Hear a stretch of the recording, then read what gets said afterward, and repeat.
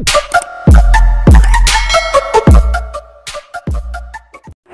mga master! Welcome back again to our channel. Panibagong araw, panibagong kabanata na naman ang pagsamasamayin natin ngayong araw na ito.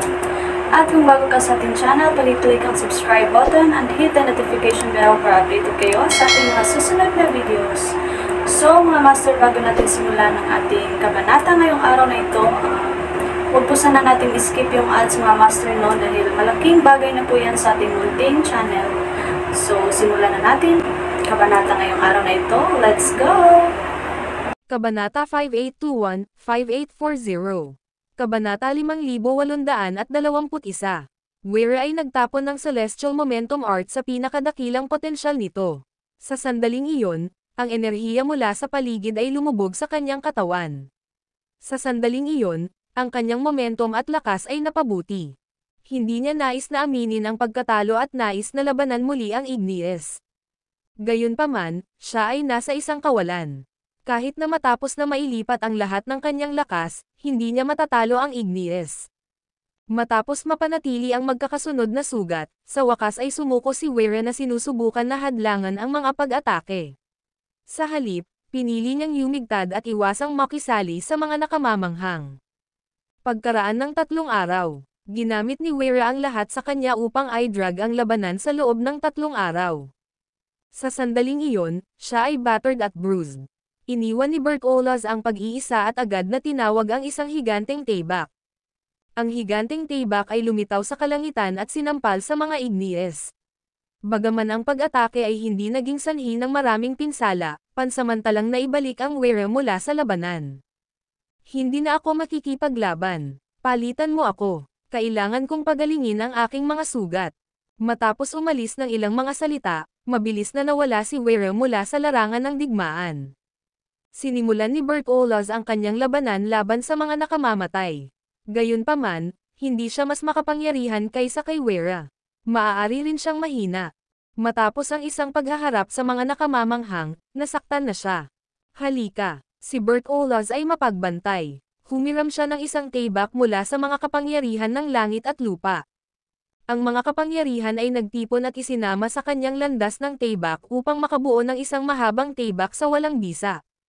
Sa sandaling iyon, ang landas ng taybak ni Bert Olas ay hindi kapani-pani walang malakas. Ang taybak ay nahulog mula sa kalangitan at sinaktan muli ang Igneous. Gayunpaman, ang mga Igneous ay hindi pa rin nasaktan. Inilipat nito ang buntot nito at nasugatan si Bert Olas bago pa man siya magreaksyon. Alam ni Bert Olas na imposible na patayin ang walang kabuluhan na may sariling lakas. Kaya, nagpasya din siyang maiwasan ang isang direktang paghaharap. Nagawa niyang tumagal ng 2 araw. Gayunpaman, nasaklo siya sa mga pinsala. Sa sandaling iyon, ang iba pang mga powerhouse sa wakas ay nag-iwan ng pag-iisa. Kahit na si Wera ay sumali sa kanila sa kabila ng hindi ganap na nakuhang muli. Ang 7 powerhouse ay lumibot sa kalangitan, na naglalabas ng malakas na auras. Pinatawag nila ang kanilang mga sandata at sabay-sabay na inatake. 7 makapangyarihang puwersa ang sumakit sa Igneous. Roar! Ang Igneous ay nagpakawala ng isang masakit na sigaw. Ang mga tunog ng alon ay lumusot sa paligid at kumatok sa 7 powerhouse palayo. Lahat ay naglabas ng dugo at nahulog sa lupa. Kaagad pagkatapos, 7 fireballs ang lumitaw at binaril sa kanila. Ang 7 powerhouse ay mabilis na nagtapon ng kanilang mga supernatural na kapangyarihan upang yumigtad. Boom! 7 pagsabog ang naganap, at ang mga malakas na alon ng pagkabigla ay kumalat sa buong lugar. Tila ang mundo ng libingan ay malapit ng gumuho. Napakalakas nito. Paano posible na talunin siya? Ito ay hindi mapapansin. Hindi mahalaga kung ano ang supernatural na kapangyarihan na ginagamit natin, imposible na magdulot ng pinsala. Paano natin ito lalaban? Nasaan si James? Bakit siya nasa pag-iisa pa rin? Ang 7 powerhouse ay nagkakaisa ngunit hindi pa rin makitungo sa anumang pinsala sa mga nakamamanghang. Sa sandaling iyon, hinanap nila si James. Samantala, si James ay nasa pag-iisa pa rin sa isang lugar sa mundo ng libingan. Nakikita pa rin ang kanyang katawan, ngunit nawala ang kanyang aura. Huwag mo siyang abalahin. Sa sandaling iyon, sinabi ng libingan, siya ang iyong huling pag-asa na patayin ang Igneous. Kung hindi siya magtagumpay sa pag-unawa, lahat kayo ay mapupuksa, at walang tatanggap ng mana. Kung gagawin niya ito, magagawa niyang talunin ang tunay na mandirigma ng papay. Kahit na isang tao lamang ang makakakuha ng pamana ng Franciscus, ang katawan ng Igneous, ay puno pa rin ng mga kayamanan. Ang iyong paglalakbay dito ay magiging kapaki-pakinabang kung ang mga Igneous ay papatayin. Matapos magsalita, tiningnan ng libingan si James na may solemn na ekspresyon. Ang form ng labanan ng Marcy Ice ay may tatlong mga form: ang paunang anyo, banal na anyo, at primitive form. Nagtataka ako kung aling form ang maaabot niya. Panipi. Ang video na ito ay edited by Urban Storytelling. Kabanata 5822. Ang form ng labanan sa Marcy Ice ay may tatlong mga form: ang paunang forma, ang banal na anyo at ang primitive form. Bago nakuha ni James ang Golden Book mula sa Puppet Warrior, pinagkadalubhasaan na niya ang paunang forma ng Mauritius Path. Ang dating pag-atake ni James laban sa Golden Puppet Warrior ay nakarating na sa threshold ng primitive form. Nang makita na si James ay nasa pag-iisa pa rin, ang iba pang 7 powerhouse ay hindi nag-abala sa kanya. Ibinalik nila ang kanilang focus sa Igneous at inatake. Ang mabangis na labanan ay nagpatuloy sa mundo ng libingan. Ang 7 powerhouse ay ang pinakamahusay sa kanilang mga kapantay. Marami sa kanila ang nabawasan ang kanilang mga ranggo ng paglilinang upang makapasok sa mundo ng libingan. Pinagkadalubhasaan nila ang iba't ibang mga supernatural na kapangyarihan. Bagaman higit pa sa mga ito ang walang kabuluhan, hindi sila maaaring maging sanhi ng anumang malaking pinsala. Boom! Ang mga pagsabog ay sumabog sa buong walang bisa. 7 mga figure ang sumabog sa kalangitan, na umaatake sa Igneous sa lahat ng kanilang mga trump card. Kahit na, nabigo pa rin sila upang talunin ang Igneous. Sa puntong iyon, nasugatan na ang lahat. Mapahamak ito. Ito ay masyadong malakas. Hindi natin ito magagawa. Paano tayo dapat lumaban? Bakit hindi lumabas si James sa pag-iisa? Kung hindi siya sumali sa amin sa lalong madaling panahon, mamamatay tayo. Ang 7 powerhouse ay nabalisa. Ipinagpatuloy nila ang kanilang mga pag-atake, at 7 makapangyarihang puwersa ang lumusot sa mga nakamamanghang mula sa lahat ng direksyon. Brrr! Ang Igneous ay umungol, at nakasisindak na puwersa na sumabog mula sa katawan nito. Ang puwersa ay lumusot sa paligid tulad ng mga ripples ng tubig at sumabog ang lahat. Ang 7 powerhouse ay bumagsak mula sa kalangitan at nahulog sa lupa. Bago sila makabangon, ang mga Igneous ay nagbaril na sa kanila ng mga fireball. Sensang ang panganib, mabilis nilang ginamit ang mga supernatural na kapangyarihan upang mag-teleport sa labas ng lugar. Kaagad pagkatapos, 7 malalim na mga hukay na nabuo sa mga lugar kung saan sila huling nag-crash. Ang 7 sa kanila ay nasugatan na, ngunit hindi sila sumuko at patuloy na lumaban. Lumipas ang oras araw-araw. Ang labanan ay tumagal ng 1 buwan. Ang 7 powerhouse ay lumiliko na lumalaban sa Igneous sa nakaraang buwan. Lahat ay nasugatan ng masama, at nauubusan sila ng enerhiya. Hindi na nila mahawakan ng mas matagal. Ito ay masama. Hindi ko na mapigilan ng mas matagal. Ang katawan ni Bert Olas ay nascorched sa pamamagitan ng mga apoy ng Igneous. Si Bert Olas ang unang umatras mula sa larangan ng digmaan. Nagpakita siya sa isang malayong sulok at nagsimulang pagalingin ang kanyang mga pinsala. Ang iba ay hindi rin makapagpatuloy pa at sumunod din sa suit. Nang lumayo ang 7 powerhouse, biglang binuksan ni James ang kanyang mga mata. Isang pulang ilaw na sinag ang sumabog mula sa kanyang mga mata, at ang kanyang aura ay agad na nag-skyrock. Kinalat ni James ang pagbuo, pagkatapos ay dahan-daang umakyat sa kalangitan. Habang lumipat siya, nakakonekta siya sa kapangyarihan ng langit at lupa. Ano ang 7 powerhouse ay nagulat upang madama ang makapangyarihang aura ni James at tinitigan siya. Sa sandaling iyon, si James Ora ay labis na labis, at isang malakas na espiritu ng pakikipaglaban na inilabas mula sa kanyang katawan. Ang mga pulang ilaw ay lumitaw sa ibabaw ng kanyang katawan at patuloy na kumikislap ng mabilis. Sumimangot ang libingan at nagbulong, ang banal na anyo ng Marcy Ice Paths. Sa kasamaang palad, hindi iyon sapat upang patayin ang mga nakamamatay. Panipi. Ang video na ito ay edited by Urban Storytelling. Kabanata 5823. Ang libingan ay malinaw sa lakas ng Igneous. Alam din niya na si James ay nasa unang ranggo ng Years 1. Kahit nasa banal na porma ng Marcy Ice Path, si James ay hindi sapat na malakas upang ibagsak ang mga Igneous. Kailangan niyang maging sa primitive form upang talunin ang Igneous. Bakit napakalakas ng aura ni James? Hindi ito kapangyarihan mula sa kanyang ranggo ng paglilinang. Ito ang kanyang sariling lakas. Ito ang form ng labanan sa Marcy Ice. Nabasa ko ang tungkol dito sa mga sinaunang libro. Matagal na, ang mga nabubuhay na nilalang ay hindi pinagkadalubhasaan ang mga inskripsyon ng langit at lupa. Bumalik noon, isang powerhouse ng lahi ng tao ang lumikha ng Marcy Ice Path upang labanan.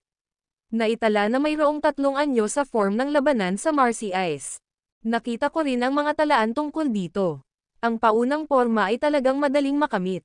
Hanggat mayroon kang sapat na kontrol sa iyong linya ng dugo, lakas, at kapangyarihan ng kaluluwa, ang pagpasok sa paunang anyo ay isang piraso ng cake. Ang pangalawang form ay tinatawag na banal na form, na kung saan ay mas mahirap master. Nakakagulat, si James ay nasa banal na anyo. Panipi, ang mga powerhouse na naruroon ay mula sa mga pangunahing sekta at paksayon. Sa makatuwid, mayroon silang isang magaspang na pag-unawa sa 3 mga form ng labanan sa Marseilles. Ito ang pagtuon sa paggamot sa aming mga sugat at iwanan ang natitira kay James. Ang 7 mga powerhouse ay nagsimulang mag-recuperating. Kasabay nito, ang kanilang pansin ay kay James. Ang mga pulang ilaw na mukhang kidlat ay dumaloy sa katawan ni James. Sa sandaling iyon, ang kanyang aura ay pumipilit. Dahan-daang humakbang si James at tiningnan ang napakalaking hayop sa harap niya. Inilagay niya ang kanyang mga kamao at naramdaman ang lakas na dumadaloy sa kanyang katawan, sinusubukan na umangkop dito. Ang nakamamanghang umungal, pagkatapos ay naglabas ng isang bola ng apoy. Inihayag ni James calmly ang kanyang kamay at kumatok ang bola ng apoy. Pagkatapos, bigla siyang lumitaw sa harap ng mga Igneous at inikat ang kanyang kamao sa ulo nito. Matapos ay unlock ang banal na porma, ang bilis ng paggalaw ni James at lakas ay nakaskyrock. Ang Igneous ay sumabog matapos na masaktan sa ulo at nahulog sa lupa. Paano siya malakas? Hindi rin namin masaktan ang Igneous habang nagtutulungan. Gayunpaman, madaling kumatok si James sa mga paa nito. Panipi. Iyon ang ilang kakilakilabot na lakas. Panipi. Ang pagpapakita ng lakas ni James ay dumudulot sa iba pang mga powerhouse. Boom! Sumabog ang lupa, at muling lumingon sa kalangitan ang kalangitan. Galit na galit ang Igneous, at ang katawan nito ay umuusbong ng apoy. Bigla, sisingilan ito kay James at inikat ang claw nito sa isang pagtatangka na makuha si James. Si James ay mahusay na dodged ang pag-atake at lumitaw sa ilalim ng walang kabuluhan. Pagkatapos, paulit-ulit niyang inaatake ang tiyan nito. Bagaman malakas si James at pinamamahala ang kumatok sa isang beses, hindi siya maaaring maging sanhi ng malaking pinsala. Ang Igneous ay patuloy na kumatok sa lupa, at ito ay nahulog sa lupa ng maraming beses. Maraming beses na sinalakay ni James, ngunit kahit na isang sukat ng katawan ng Igneous ay bumagsak. Swoosh! Lumitaw si James sa likuran ng Igneous at hinawakan ang buntot nito. Pagkatapos, isinubo niya ang mga bilog ng ilang beses at bitawan. Ang Igneous ay ipinadala na lumilipad sa malayo. Pagkaraan nito, hinarang ni James ang lumilipad na tilapon ng Igneous at tinakpan ito.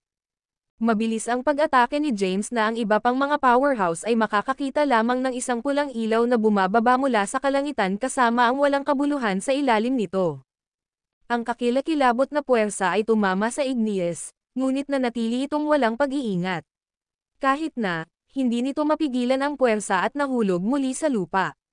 Si James ay sumalakay ng walang tigil ngunit hindi nakitungo sa maraming pinsala.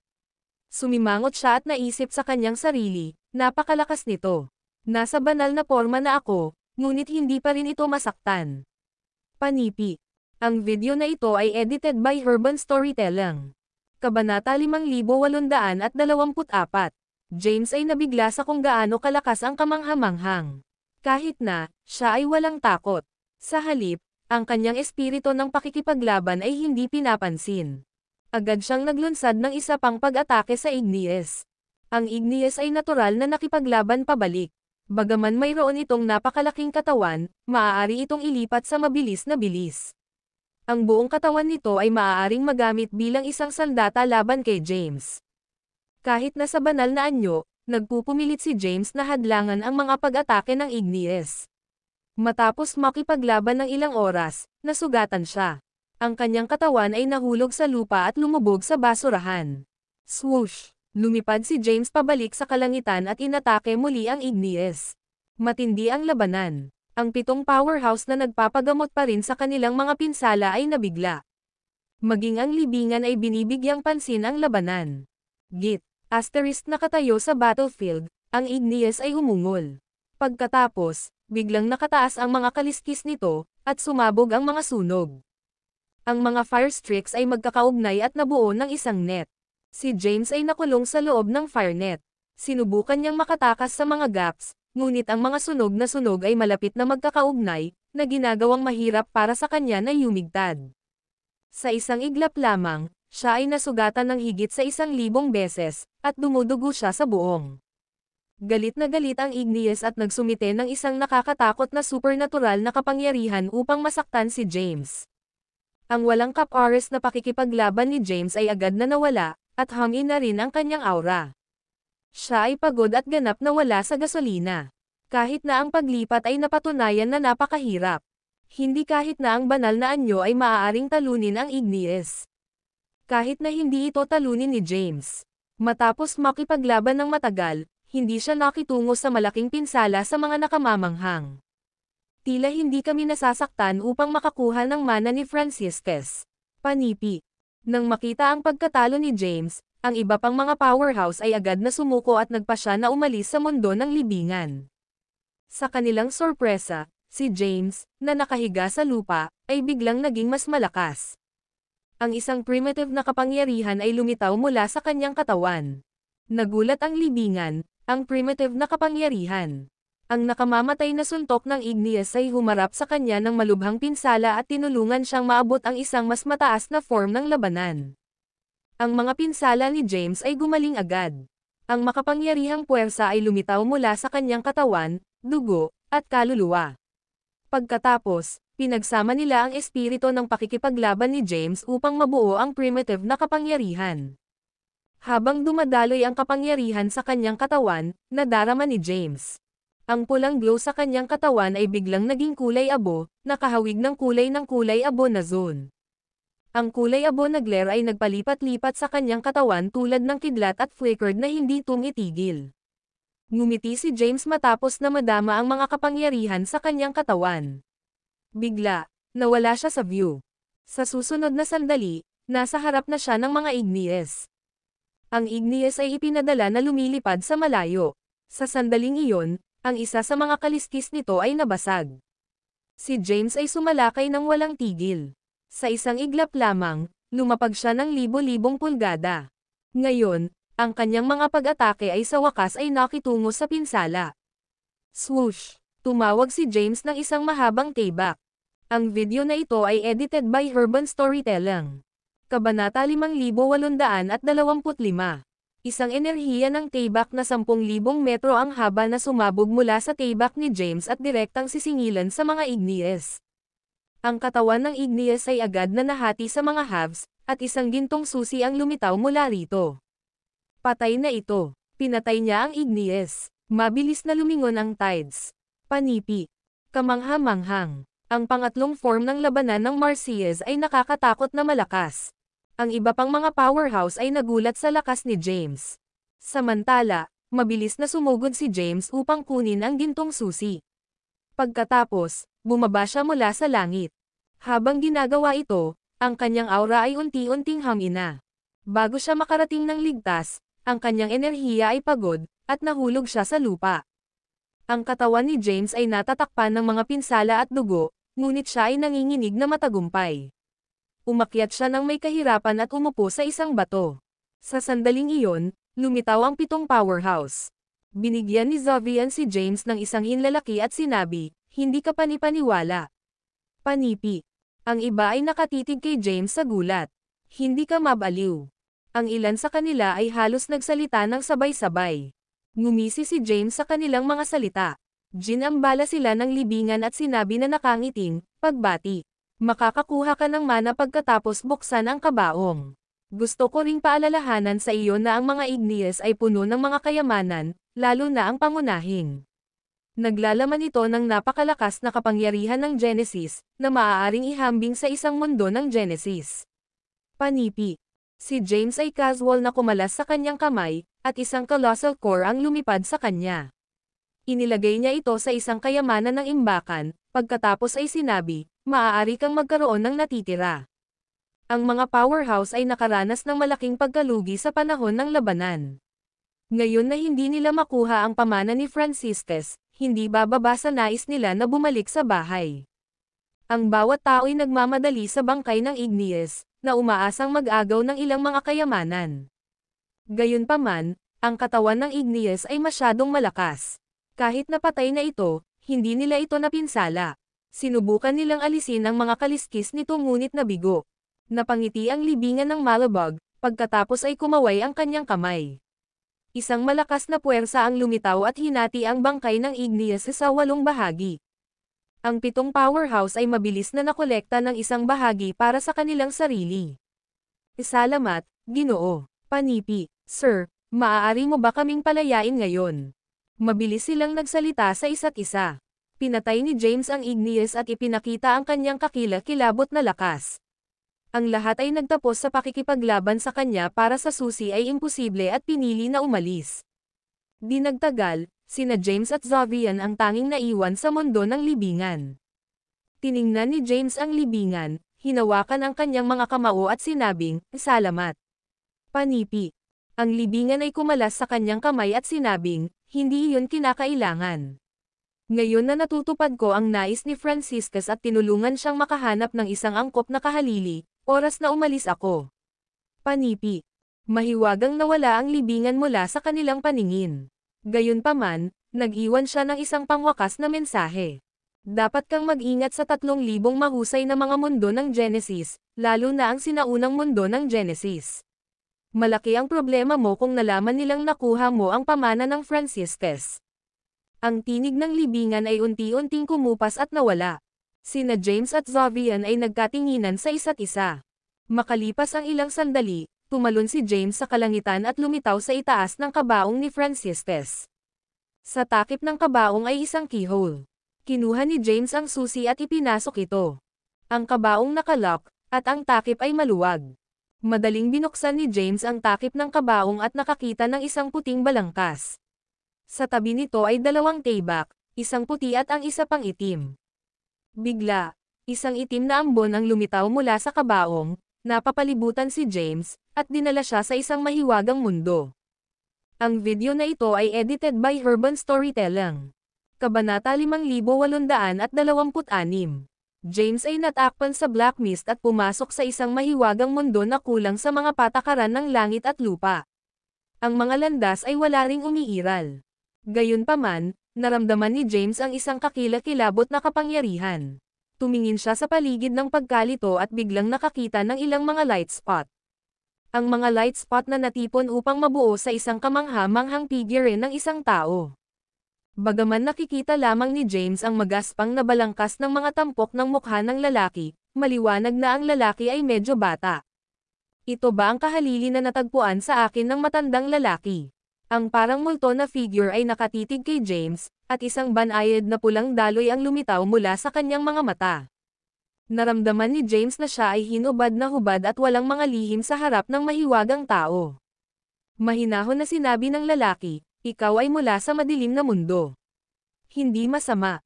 Mabilis na hinawakan ni James ang kanyang mga kamay at sinabing, ako si James Caden. Isang karangalan na makilala ka, Sir Franciscus. Maliwanag na ang kamangha-manghang figure sa harap niya ay isang bakas ng kapangyarihan ng kaluluwa na naiwan ni Franciscus. Ang parang multo na figure ay unti-unting naging malabo at naging isang tao na nakasuot ng isang puting balabal. Ang lalaki ay mukhang bata pa. Karamihan siya ay nasa kanyang 20s lamang. Bigla, isang magandang tanawin na may mga bundok at sapa ay lumitaw sa mahiwagang mundo. Umupo si Franciscus sa isang bato sa pamamagitan ng isang stream. Tinuro niya ang isa pang bato at sinabing, umupo. Sumunod si James nang walang pagtutol. Hindi ko inaasahan na maraming nangyari sa nahahati na madilim na mundo pagkatapos ng aking kamatayan. Nakita ni Franciscus ang mga karanasan ni James matapos i-scan siya. Naturally, nalaman din niya ang tungkol sa lahat ng nangyari sa madilim na mundo. Ang madilim na mundo ay nagsilang ng isang kamalayan. Iyon ay isang bagay na hindi ko inaasahan. Ang bahaging ito ng madilim na mundo ay dapat na maging masama. Ang parehong napupunta para sa makalangit na landas nito. Gayunpaman, ang kamalayan ng madilim na langit na landas ay ipinanganak bilang isang tao na may mabuting kabutihan. Ngunit, pagkatapos ng lahat, siya pa rin ang kamalayan ng madilim na langit na landas. Sa palagay ba niya ay maaari siyang lumayo sa madilim na langit na landas sa pamamagitan lamang ng pagiging reincarnated sa labas ng madilim na mundo? Iyon lamang ang kanais-nais na pag-iisip. Panipi.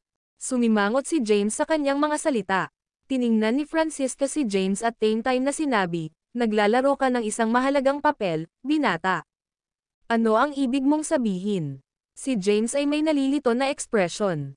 Ipinaliwanag ni Franciscus, ang madilim na mundo at ang nag-iilaw na mundo ay naging isa. Gayunpaman, maraming mga powerhouse ang nag-target sa akin, kaya't inulit ko ang madilim na mundo. Ngayon na ito ay nagsilang ng isang kamalayan, na na-reincarnated na, ang parehong dapat ay nangyari din sa langit na landas ng lungsod. Panipi. Maingat na nakinig si James. Nagpatuloy si Franciscus, na nagsasabing, bagaman mabait si Thea, siya ay isang kamalayan pa rin na ipinanganak mula sa madilim na makalangit na landas. Kapag naabot niya ang isang tiyak na taas sa kanyang ranggo ng paglilinang, maaapektuhan siya ng kapangyarihan ng madilim na langit na landas. Kalaunan, babalik siya sa kadiliman. Ibig mo bang sabihin na ang muling pagkarga ng sarili ni Thea ay masisira? Tanong ni James na may nakasimangot. Si Franciscus ay same time na sinabi, kung ito ay simple lamang. Kayo ay nasa madilim na mundo ng napakatagal ngunit hindi pa naapektuhan ng madilim na aura. Ito ay dahil nasil ko ang masamang kapangyarihan ng mundo. Kapag pinakawalan ito, ang mga kahihinatnan ay magiging masungit. Habang lumalakas ang muling pagkakatawang tao ni Thea, madarama niya ang masamang kapangyarihan na natatakpan sa madilim na mundo. Pagdating ng oras, babalik siya sa kadiliman at kukunin ang kompletong kontrol sa madilim na kapangyarihan. Kung mangyayari iyon, walang tatayo laban sa kanya. Sa huli, sisirain niya ang lahat. Hindi ka ba pinalalaki ng kaunti? Nag-alinlangan si James sa mga salita ni Franciscus, hindi naniniwala na maaaring gawin ni Thea ang ganoong kasamaan. Ang video na ito ay edited by Urban Storytelling. Kabanata 5827. James ay naniniwala na ang Thea ay hindi masisira kahit na pinakawalan ang masamang kapangyarihan ng mundo. Si Franciscus ay same time na sumagot, hindi ito isang pagmamalabas. May isang paraan lamang upang harapin ang sitwasyon. Tinanong ni James, ano ang maaaring gawin? Sumagot si Franciscus, upang mahanap ang kanyang iba pang muling pagkakatawang tao. Tiningnan siya ni James sa pagkalito at tinanong, nag-reincarnate ba si Thea bilang dalawang magkakaibang tao? Upang maging mas tiyak, ito ay ang muling pagkakatawang tao ng kamalayan ng langit na landas ng langit. Ang madilim at nag-iilaw na mundo ay naging isa. Kung ang madilim na mundo ay nagsilang ng isang kamalayan, ang parehong mangyayari sa nag-iilaw na mundo.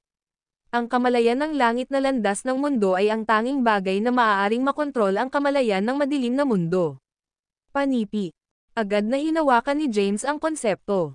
Mahalaga, kapag ang kamalayan ng madilim na langit ng langit ay naging Thea, ang iba pang pag-iilaw sa langit ng mundo ay gumawa din ng isa pang Thea. Ang isa pa sa kanya ay hindi mula sa kadiliman ngunit alam ang lahat tungkol sa katapat nito. Matapos malutas ang krisis sa madilim na daigdig, pinili ni Thea na muling makarinig sa ibang mundo ng Genesis. Ganoon din ang nag-iilaw na mundo ng mundo. Hinaplos ni James ang kanyang noo at nagbulong, kaya mayroon akong ibang asawa ngayon.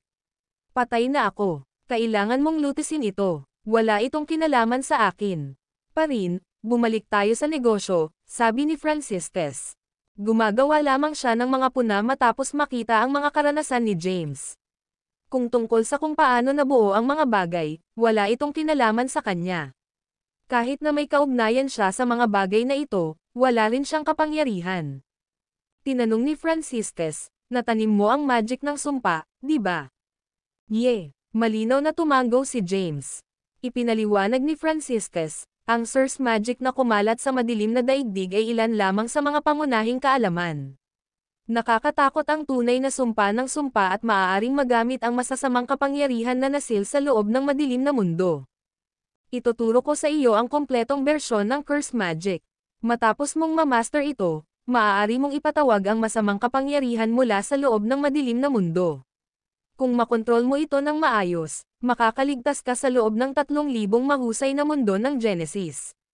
Hanggat hindi mo masaktan ang mga sinaunang lalaki, hindi ka mapanganib. Panipi. Matapos magsalita, tinapik ni Franciscus ang noo ni James. Sa sandaling iyon, nadama ni James ang hindi mabilang na mga piraso ng impormasyon na pumapasok sa kanyang isipan. Ang impormasyon ay masyadong marilag, at nahihirapan siyang sumipsip ng lahat sa isang maikling panahon. Pansamantala niyang tinatakan ang mga ito, pinaplano na pag-aralan ang mga ito kung kaya niya. Tinanong ni James, mayroon bang mas mataas na antas sa form ng labanan ng Marcy Ice? Haha, Franciscus chuckled. Naguguluhan, nagtanong si James, ano ang nakakatawa? Sumagot si Franciscus, ikaw lamang sa unang ranggo ng Years 1 ngunit na master ang primitive form. Ito ay talagang kahanga-hanga. Kaunting mga tao lamang ang nakarating sa mga naturang tagumpay mula noong mga sinaunang panahon. Ang aking pag-unawa sa landas ng Marcy Ice ay humihinto din dito. Panipi. Agad na naintindihan ni James na may mas mataas na mga form na lampas sa primitive form. Ano ang nasa itaas ng primitive form?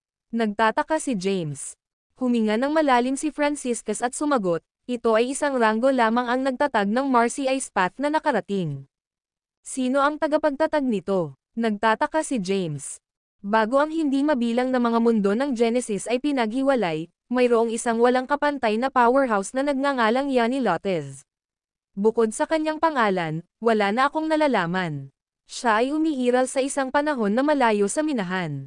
Hindi ko pa siya nakilala bago at nabasa ko lamang ang tungkol sa kanya sa mga sinaunang tala. Nagtataka, tinanong ni James, malakas ba si Yanni? Matapos mag-isip ng ilang sandali, sinabi ni Franciscus, paano ko ito mailalagay? Malakas siya, ngunit hindi talaga. Tulad siya ng 1.5 ng aking lakas. Pagkatapos ng lahat, sa panahong iyon, walang sino man ang lumampas sa ranggo ng Years 1 Daelm. Nasa Years 1 Daelm ranggo, marahil ay mapipigilan lamang niya ako sa ika-4 na form ng labanan sa Marcy Ice. Panipi. Ang video na ito ay edited by Urban Storytelling. Kabanata 5828.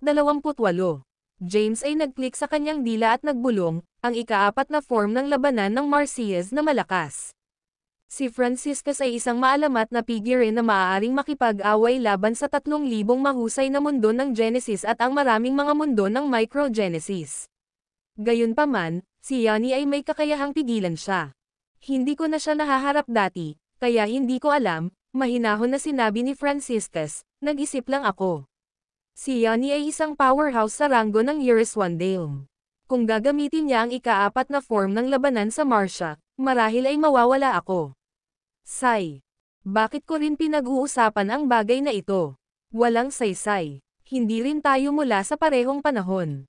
Tinanong ni James, naisip mo ba na naglalakbay sa ilog ng oras upang labanan siya? Ginawa ko. Gayunpaman, ang kanyang panahon at ang minahan ay na-disconnect. Wala akong ideya kung ano ang nangyari sa kanyang panahon. Ang ilog ng oras ay hindi kumonekta sa kanyang panahon. Hindi ko ito maabot. Kalmado ang tono ni Franciscus, ngunit ang kanyang ekspresyon ay nagpakita ng maliwanag na pagkabigo. Binago niya ang paksa, na nagsasabing, mayroon pa akong ilang mga kapangyarihan na naiwan. Dapat kong suriin ang labas ng mundo. Pagkatapos, mawawala ako kay Franciscus. Bigla, naalala niya ang isang bagay at sinabi, sa pamamagitan ng paraan, mayroong 2 mga tibak sa loob ng aking kabaong. Ang isa ay ang Dark World's Judgment Scythe. Matapos ang paglilinang ng sumpa magic na itinuro ko lang sa iyo, maaari mong makuha ang pinakadakilang potensyal nito. Makapangyarihan. Maaari kang magkaroon ng mga ito. Panipi. Pagkatapos magsalita, nawala si Franciscus. Nawala na siya, ngunit ang boses niya ay sumigaw sa lugar. Hiniling ko na ang matandang libingan na tulungan ang aking kahalili sa isang beses kung kinakailangan. Hindi alintana kung anong uri ng kalaban na kinakaharap mo, protektahan ka niya sa kanyang buhay. Sa pabor na inutang niya sa akin, sapat na lamang upang makipagpalitan para sa kanyang tulong minsan. Pagkatapos, lumitaw ang isang token. Kung nasa panganib ka, ibuhos ang iyong kapangyarihan sa token. Ang matandang lalaki ay makakaunawa at pupunta sa iyo sa lalong madaling panahon. Unti-unting kumupas ang tinig at nawala.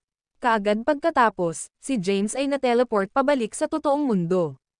Bumalik siya sa kanyang nakaraang lugar sa harap ng kabaong.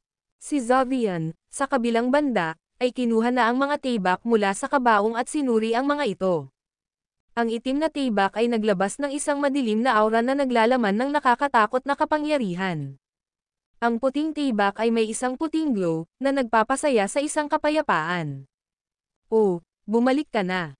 Tiningnan ni Xavian si James, itinapon sa kanya ang itim na tibak, at sinabi na nakangiting, nakuha mo ang pamana ni Franciscus, di ba?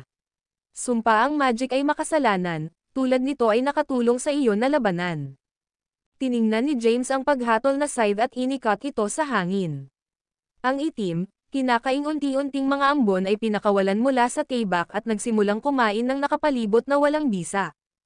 Napakalakas nito. Nagulat, sinabi ni James, kung mayroon akong paghuhusga ng mas maaga, mas madali itong patayin ang mga nakamamatay. Sinabi ni Xavian, hayaan natin. Dapat muna tayong umalis. Ang dalawa ay muling lumitaw sa mundo ng Zephyria. Matapos umalis ang libingan, automatikong nawala ang pagbuo sa buong mundo ng Zephyria. Marami pa ring nabubuhay na nilalang na natipon sa loob ng mundo ng Zephyria. Marami ang sumuko sa kanilang pagkakataon na lumahok ngunit nanatili upang makita kung sino ang makakakuha ng pangwakas na kayamanan. Si Zitlali Sladebert Olas Lumia Wera at ang iba pa ay naghintay sa mundo ng Zephyria. Mausisa na makita kung gaano kalaki ang mas malakas na si James pagkatapos matanggap ang pamana ni Franciscus. Panipi. Naghihintay sa itaas ng isa sa mga espiritual na bundok, walang pasensya na sinabi ni Quattro, bakit hindi pa bumalik si James? Napakahaba na. Nauna nang binigyan ng libingan sina Quattro at Stephen blessings. Si Quattro ay medyo kulang sa kanyang ranggo ng paglilinang ngunit may mahusay na komprehensibong kasanayan. Sa pagpapala na ibinigay sa kanya, ang kanyang ranggo ng paglilinang ay mabilis na bumuti. Hindi lamang niya pinagkadalubhasaan ang isang pambihirang supernatural na kapangyarihan, ngunit naabot din niya ang Years 1 First Track. Nagawa niya ang mahusay na mga nagawa sa loob lamang ng isang maikling panahon.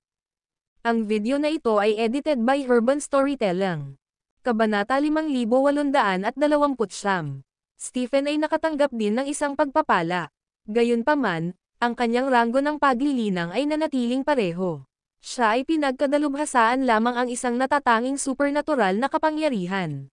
Swoosh! Sa sandaling iyon, lumitaw sina James at Xavian. Bumalik na sila. Mabilis na tumayo si Stephen. Lumapit sa kanila sina James at Xavian. Nakatitig si Quattro kay James at nagtanong ng nakangiting, paano ito napunta, General? Ano ang nakuha mo sa oras na ito? Maaari mo bang ipakita sa akin? Sa sandaling iyon, maraming tao ang nakapaligid sa kanila. Binabati kita, James. Gusto mo bang bisitahin ang pagbisita sa aming sekta? Dapat kang makita ang dinastiya ng Beleriand, James. Panipi. Maraming mga powerhouse ang nagpadala ng mga paanyaya ni James. Bagaman mayroon silang mga ngiti, alam ni James na may masamang hangarin sila. Siya ay mula sa madilim na daigdig, na hindi kinilala ng iba pang mga mundo ng Genesis. Kung bibisitahin niya ang mga pangunahing sekta na ito matapos makuha ang pamana ni Franciscus, siya ay naglalakad ng diretso sa kanyang libingan. Bukod dito, binalaan siya ng libingan na mag-ingat sa 3,000 mahusay na mundo ng Genesis. Mayroon akong ibang negosyo ngayon. Mag-iisip ako tungkol dito sa susunod. Magalang na tinalikuran ni James ang kanilang mga alok. Pagkatapos, lumingon siya sa kanyang mga kasama at sinabing, hayaan. Mabilis na iniwan ng grupo ang mundo ng Zephyria at lumitaw sa loob ng Gray Zone. Ang mundo ng Zephyria ay patuloy na sumulong sa pamamagitan ng kulay abo na zone. Sa sandaling umalis sila, ang mundo ng Zephyria ay lumayo. Sa sandaling iyon, si James at ang kanyang mga kasama ay nakaramdam ng isang mapanganib na aura. Sumimangot si James at nascan ang kanyang paligid. Di nagtagal, nakita niya ang isang pangkat na higit sa 1,000 nilalang na papalapit mula sa malayo. Sumimangot si James at same time na sinabi, "Nando." Ito ay walang iba kundi si Nando, na nakipaglaban kay James sa mundo ng libingan.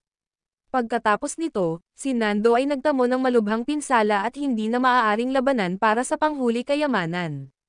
Sa makatuwid, nagpasya siyang umalis sa mundo ng libingan.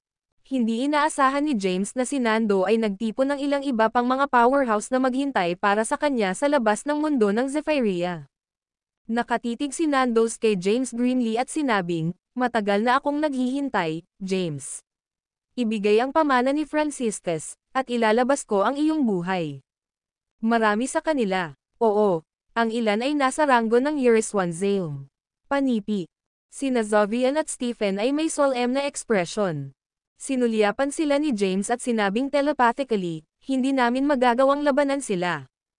Sa bilang ng 3, lahat ay nakatakas sa iba't ibang direksyon. Ako ang pangunahing target, kaya hindi ka nila susundan. Matapos kung mawala ang mga ito, makikipag-ugnay ako sa iyo sa isang inskripsyon. Matapos matanggap ang mensahe, agad na naghanda sina Zovian, Stephen at Quattro na kumilos. Kinuha ni James ang paghuhusga sa paghuhusga at mahinahon na sinabi, "Ito ang pangwakas na kayamanan. Kung nais mo itong masama, ibibigay ko ito. Gayunpaman, alin sa inyo ang masisiguro na ligtas ako pagkatapos ibigay ito?" Kasabay nito, lihim na nakipag-usap si James sa kanyang mga kasama. 1, 2, bago matapos ang pagbilang ni James, tumakas na si Quattro. Mabilis din na nakatakas sina Zovian at Stephen, na iniwan si James sa kulay abo na zone kasama ang pangkat ng mga powerhouse. Hindi agad umalis si James. Sa halip, tinitigan niya si Nando at ang pangkat ng mga powerhouse sa likuran niya. Ang video na ito ay edited by Urban Storytelling. Kabanata 5830. James ay naiwan kasama ang pangkat ng mga powerhouse matapos tumakas ang kanyang mga kasama sa lugar. Gayunpaman, hindi siya nagmamadali upang makatakas. Hindi rin hinabol ni Nando at ng kanyang grupo ang mga kasama ni James.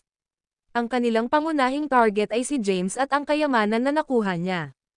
Tiningnan ni James ang paghuhusga na side, pagkatapos ay sa mga powerhouse na pinangunahan ni Nando, at sinabi ng mahinahon, "Kung nais mong agawin ang aking kayamanan, dapat mong sabihin sa akin ang iyong mga pinagmulan." Malubhang sinabi ni Nando, "Makinig ng mabuti. Ako ay mula sa sekta na Yaquis ng Genesis. Kami ay isa sa pinakaluma at pinakamalakas na Orthodox." Tumingin si James kay Nando at sinabing nakangiting, "Oh, galing ka sa sekta ng Yaquis. Kaya, sino ang humihiling sa pamana ni Franciscus? Ikaw ba o ang sekta?" Panipi. Marami kang mga katanungan. Sa sandaling iyon, ang isang matandang lalaki ay humakbang pasulong at sinabi, "Bakit abala sa pakikipag-usap sa kanya? Patayin siya at sakupin ang kayamanan." Tumingin si James sa matatandang lalaki. Siya ay may isang nakakahimok na aura at naabot na ang ranggo ng Yeriswanzale. Sa kasalukuyang lakas ni James, hindi siya tugma para sa isang powerhouse sa ranggo ng Yeriswanzale. Mabilis niyang sinubukan na mag-isip ng isang plano. Naisip niya sa kanyang sarili, dapat ay lumayo na sila. Dahil walang anumang pagbabago-bago ng enerhiya sa loob ng gray zone na ito, ang mga powerhouse na ito ay hindi maabot ang mga ito, kahit na mayroon silang isang powerhouse sa ranggo ng Yeriswanzale. Sinuri ni James ang paligid ngunit natagpuan na ang walang bisa ay nabuklod. Ang isang malakas na pormasayon, na naset up ng powerhouse sa ranggo ng Yeriswanzale, ay sumasakop sa lugar. Nakita ni Nando ang mga saloobin ni James at sinabing, "Huwag kang mag-abala sa pagsubok na makatakas, James. Nagdulot na kami ng isang pormasayon sa kanyang lugar. Sa iyong kasalukuyang lakas, imposible para sa iyo na masira ang isang pormasayon ng isang tao sa ranggo ng Yeriswanzale." Sa kabila ng slim na pagkakataon, nais ni James na bigyan ito. Kung hindi siya nakatakas, wala siyang pagpipilian kundi gamitin ang token na ibinigay ni Franciscus. Pinahiran ni James ang paghatol ng mahigpit. Ang talon ay ganap na itim at nagkaroon ng magandang ningning dito. Kasabay nito, ang mga bakas ng black mist ay inilabas mula sa table.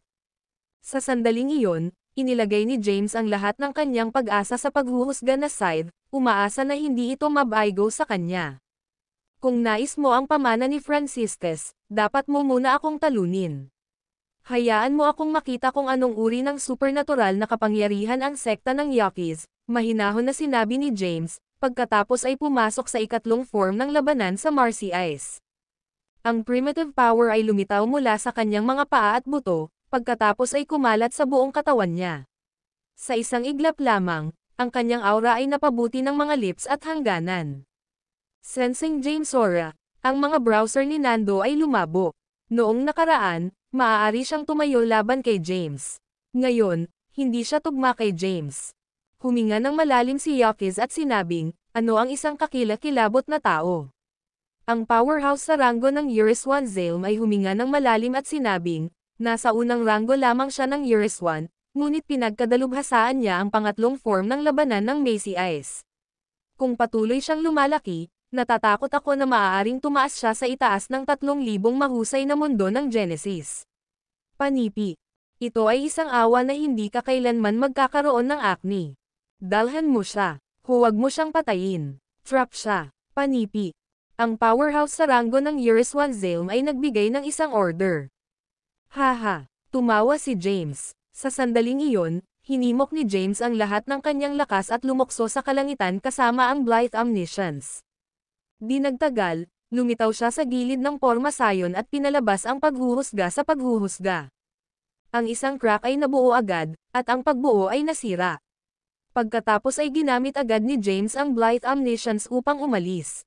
Haha, ang iyong porma sayon ay wala sa akin. Ang video na ito ay edited by Urban Storytelling. Kabanata 5831. James ay nawala na. Ngunit ang kanyang tinig ay sumigaw pa rin sa kulay abo na puwang na ito. Ito ay imposible. Nasa unang ranggo lamang siya sa Eurus 1. Paano niya masisira ang pagbuo ng silang na itinakda ko? Ang mga powerhouse ng sekta ng Yokis ay nagulat. Hindi ka ba susundan sa kanya? Nagdilim ang mukha ni Nando habang iniutos niya, inutusan tayo ni Sir na makuha ang mana ni Franciscus. Kasunod ng utos ni Nando, ang Yokis sect na nabubuhay na nilalang na naruroon ay agad na sinundan si James. Matapos gamitin ang Blythe Omniscience upang makatakas, si James ay nangahas na hindi manatiling ilagay. Inilagay niya ang lahat ng kanyang lakas sa Blythe Omniscience at patuloy na ginagamit ito upang tumakas. Patuloy niyang tinapakan ang kulay abo na puwang na ito. Maya-maya, itinago niya ang kanyang aura at tinanggal ang aura na naiwan niya sa kulay abo na puwang na ito. Kahit na noon, hindi siya nangahas na hindi pabayaan ang kanyang bantay dahil ang ibang partido ay isang super-orthodox mula sa sinaunang mundo ng Genesis. Patuloy niyang ginagamit ang Blythe Omniscience upang maglakbay sa kulay abo na espasyo. Kapag natitiyak niya na walang sino mang hinahabol sa kanya, nagpakawala siya ng isang hininga ng kaluwagan. Nagsimula siyang gumamit ng mga inskripsyon upang makipag-ugnay kay Zavian at ang iba pa. Nasaan kayo? Mabilis, dumating ang isang tugon. Lahat tayo ay magkasama. Nagpasok kami ng isang mahusay na mundo ng Genesis. Ang mahusay na mundo ng Genesis na ito ay kilala bilang Divine Genesis World. Hindi namin alam ang eksaktong lokasyon nito, ngunit maaari mong maramdaman ang lokasyon ng inskripsyon at darating. Matapos makipag-ugnay sa Zavian, sinubukan ni James na maramdaman ang inskripsyon sa mga kamay ni Zavian. Matagumpay niyang naramdaman ito. Sa paggawa nito, isang mapa ang lumitaw sa kanyang isipan. Ito ay isang mapa na humantong sa kanyang inskripsyon sa inskripsyon ni Zavian. Ayon sa kanyang katinoan, kailangan niyang dumaan sa maraming magagandang mundo ng Genesis. Hindi ko sinasadyang tumakbo ng napakalayo. Plano ko kung ano ang gagawin pagkatapos makipagkita sa kanila. Mumbles James. Pagkatapos, nagmamadali siyang naglakbay sa kulay abo na espasyo at sumugod patungo sa mundo ng banal na Genesis. Si James ay hindi makaramdam ng oras sa kulay abo na espasyo at hindi alam kung gaano katagal siya naglalakbay. Hindi sinasadya, pinasok niya ang banal na mundo ng Genesis. Matapos ipasok ang mundo ng banal na Genesis, sa wakas ay maramdaman niya ang paglipas ng oras. Naramdaman niya na 3,000 panahon ang lumipas mula nang umalis siya sa madilim na mundo. Agad na naramdaman ni James ang lokasyon ni Xavian nang makarating at nagmamadali sa koponan. Di nagtagal, lumitaw siya kung nasaan ang lahat. Natagpuan ng koponan ang isang espiritual na bundok upang manirahan pansamantala pagdating sa Divine Genesis World. Isang baboy at 2 tao ang natipon sa tuktok ng espiritual na bundok. Swoosh! Sa sandaling ito, isang sinag ng ilaw ang nakarating at nabuo ng isang figure. Guro, panipi, natuwa si Stephen. Gaano kalungkot at nakakabigo, sigaw ni Quattro. Kami ay hinahabol sa sandaling lumabas kami ng madilim na mundo at nakakuha ng kapalaran. Gaano ka nakakabigo? Sa pamamagitan ng paraan, ano ang background ng mga taong nais ng pamana ni Franciscus? Tanong ni Stephen. Sila ang sekta ng Yaquis ng sinaunang mundo ng Genesis, sagot ni James. Pagkatapos, ang kanyang ekspresyon ay naging mabigat habang sinumpa niya, kapag ako ay bumangon at naging mas malakas, susundan ko muna ang sekta ng Yaquis. Panipi. Maging mas malakas. Hindi ko alam kung kailan ka magiging mas malakas. Umuulan si Quattro sa parada ni James at sinabi, ang mga super-orthodox ng sinaunang mundo ng Genesis ay may mga powerhouse sa ranggo ng Euryswandailm. Alam mo ba kung ano ang ibig sabihin nito? Alam mo ba kung gaano mas malakas ang ranggo ng Euryswandailm ay inihahambing sa iyo? Panipi. Nawala. Itinaas ni James ang kanyang kamay, at isang malakas na enerhiya ang lumitaw mula sa kanyang palad. Nagpadala siya ng Quattro na lumilipad palayo. Ang video na ito ay edited by Urban Storytelling. Kabanata 5832. Quattro ay nagbalik ng maayos matapos na lumipad palayo sa epekto. Sinasabi ko lang ang totoo. Hinahabol niya ang kanyang mga labi at sinabing, ikaw lamang sa unang ranggo ng Euryswan. Makakarating ka lamang sa ranggo ng Euryswandailm at Dailm matapos ang ranggo ng Euryswan 9th. Parehong ang Euryswandailm at Dailm ranggo ay may 9 na pagdurusa. Sino ang nakakaalam kung gaano katagal aabutin mo na maabot mo ang ika-9 na pagdurusa ng Euryswandailm? Maaari kang mamatay kahit na bago maabot ang ranggo ng paglilinang na ito. Panipi. Hindi pinansin ni James si Quattro. Sa kabilang banda, si Xavian ay lumilitaw na maging seryoso. Sinabi niya, ang sinabi ni Quattro. Ang agwat sa pagitan ng aming lakas at ang mga powerhouse ng Great Genesis Worlds ay napakalaki. Tumango rin si Stephen at sinabi, naranasan namin ang mga sakuna sa madilim na mundo.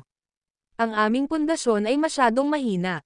Marahil maaari lamang tayong lumaban sa iba pang mahusay na mundo ng Genesis sa pamamagitan ng pagsasama sa mundo ng Auroral Genesis. Panipi. Kinuha ni James ang core ng Igneous. Malaki ang pangunahing ito. Ito ang laki ng isang bahay. Ang core ay naglalaman ng isang kahanga-hangang kapangyarihan ng Genesis. Sinabi ni James, ito ang pangunahing bagay. Magandang bagay ito. Kaagad, naiilawan ang mga mata ni Quattro. Nagmamadali, sinabi niya, sige. Hayaan ang lahat na sumipsip at pinuhin ito. Kami ay magiging mas malakas at gumawa ng magagandang bagay sa 3,000 mahusay na mundo ng Genesis. Panipi. Samantala, sinabi ni Xavian, hindi sa palagay ko dapat nating lahat. Maaari niyang dagdagan muna ang kanyang ranggo sa paglilinang. Dadalhin lamang natin ang iba pang mga kapangyarihan ng Genesis Worlds kapag siya ay naging mas malakas. Panipi. Tumango si Stephen at sinabing, asang-ayon ako. Hindi nasisiyahan si Quattro. Hindi ba mas mabuti kung lahat tayo ay sumisipsip at maging mas malakas? Masigasig, tinitigan ni Quattro si James. Sinabi ni Xavian, ang paghuhusga mula sa kapangyarihan ng Genesis na nakapaloob sa pangunahing ito, maaabot ni James ang ika-7 ranggo ng Euryswan pagkatapos na sumipsip nito. Kung hatiin natin ito, maaabot lamang niya ang ika-5 ranggo ng Euryswan. Ang mas mataas na ranggo ng Euryswan, mas kailangan ang kapangyarihan ng Genesis. Batay sa haka-haka ni Xavian, kung nasisipsip ito ng lahat, maabot lamang ni James ang ika-5 ranggo ng Euryswan. Bukod, aabutin ng maraming oras. Ang mga kapangyarihan ng Genesis ay napakahirap na sumipsip at magpino. Samantala, nakarating si James Gaze kay Stephen. Guro, bakit mo ako tinitingnan? Hindi maiwasang magtanong si Stephen. Sinabi ni James, plano kong ibigay ito sa iyo. Ha? Si Stephen ay naabak. Sinabi ni James, kasalukuyan kang may pinakamataas na ranggo ng paglilinang. Nakarating ka na sa ikalimang ranggo ng Years 1. Kung sumisipsip ka ng pangunahing ito, maaari mong maabot ang Years 1-8 ranggo, hindi bababasa. Kami ay masyadong mahina. Kailangan nating lumikha ng isang powerhouse sa lalong madaling panahon. Sa ganoong paraan, mas mahusay nating mabuhay sa 3,000 mahusay na mundo ng Genesis. Panipi. Tumingin din si Xavian kay Stephen. Matapos mag-isip ng ilang sandali, sinabi niya, sa palagay ko ay gumagana. Si Stephen ay nabuo ng kakanyahan ng Genesis ng Dark World. Hindi siya haharapin ang mga hadlang mula sa pagsipsip ng kapangyarihan ng Genesis. Ang bilis ng kanyang pagsipsip ay magiging mas mabilis din. Pinakamainam kung hinihigop niya ito. Ipinagpatuloy ni James, hindi sapat ang 8 ranggo ng Years 1. Kailangan niyang maabot ang ranggo ng Years 1 Zalem. Kung gayon, hindi namin kailangang patuloy na tumakbo kapag nakaharap sa mga powerhouse. Panipi. Fine. Nakompromiso si Quattro at sinabing, gumagana din iyon. Hindi tumanggi si Stephen. Ipinangako niya, sa sipsip ko at pinuhin ito ng mabilis hanggat maaari. Sisiguraduhin ko ka ng isang mas mahusay na kaligtasan sa 3,000 mundo ng Genesis at tulungan kang mahanap si Ms. Thea, guro. Panipi. Samantala, tinanong ni Xavian, ano ang plano mong gawin sa susunod? Matapos mag-isip ng ilang sandali, sinabi ni James, kailangan nating maghanap ng maraming mga course ng hayop. Sumimangot si Xavian at sinabing, ang mga hayop lamang na hindi nagbabago ng mga form ay magkakaroon ng mga course. Ang mga hayop na ito ay hindi mabagsik. Hindi sila maaaring maging mataas na antas ng buhay na nilalang. Nakatira sila sa mga bitek sa mga kulay abo na puwang ng Genesis. Bukod, sila ay malakas mula sa kapanganakan. Sa aming lakas, panipi. Nag-aalala si Xavian. Ang video na ito ay edited by Urban Storytelling. Kabanata 5833. James ay hinugot ang paghatol na side.